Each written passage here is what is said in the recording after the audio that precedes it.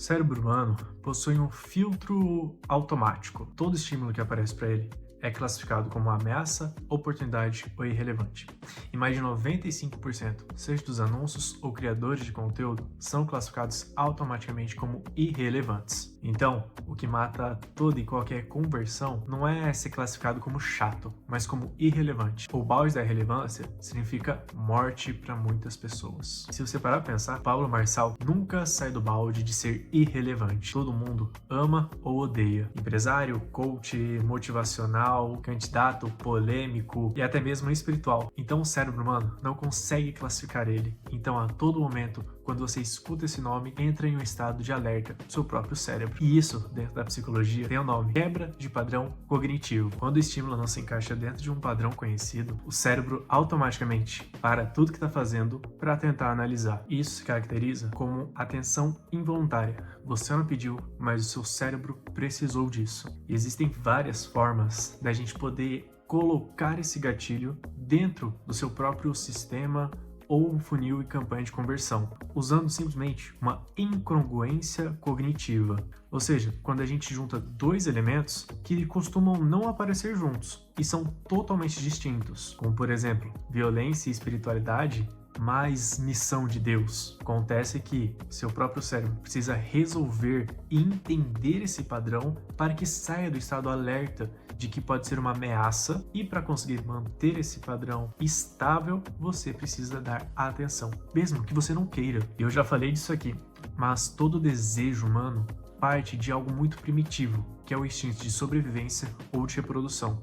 Então, riqueza, status, fama, poder, tudo isso derivado é simplesmente uma ativação biológica neurocientífica. E é exatamente isso que o Pablo Marçal vende. Ele não vende conteúdo, mas ele vende o senso de identidade, de pertencimento, de tribo a partir desses gatilhos biológicos. Então você amando ou odiando ele, você acaba entrando sempre em uma tribo.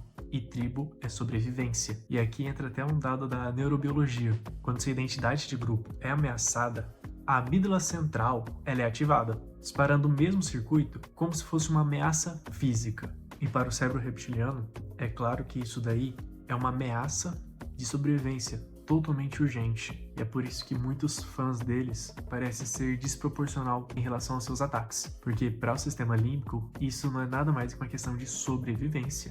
Isso também explica porque muitas vezes quem não gosta do Pablo Marçal, muitas vezes não consegue parar de falar dele. A rejeição é um ponto extremamente importante dentro de uma tribo, ou seja, uma adesão.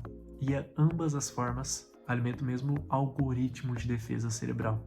Isso daqui você já até deve saber, mas existe uma técnica de copywriting chamada inimigo comum. Você não precisa que todo mundo te ame, você só precisa que um grupo te ame ferozmente. E muitas vezes é dessa ideia que surgiu aquela brincadeirinha dos 1000 fãs fiéis. Mas a melhor forma de você criar esse grupo que te ame ferozmente é ter um inimigo compartilhado.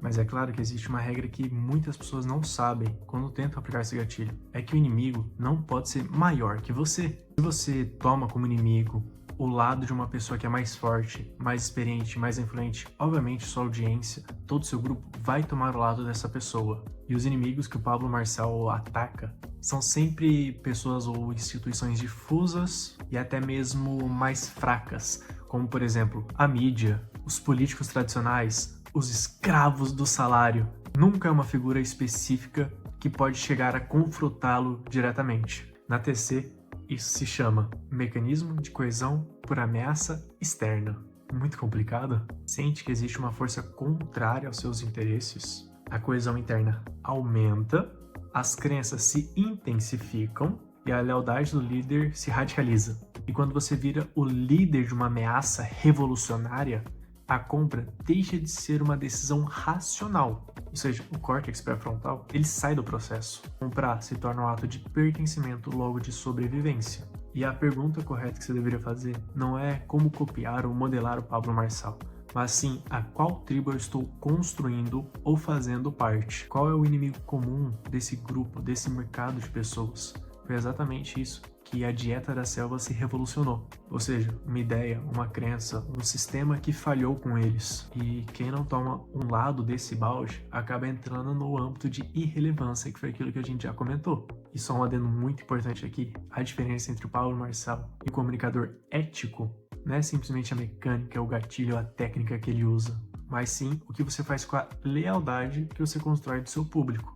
A ferramenta, esse gatilho que eu estou trazendo para vocês, não é algo de outro mundo, é 100% do ser humano, algo natural.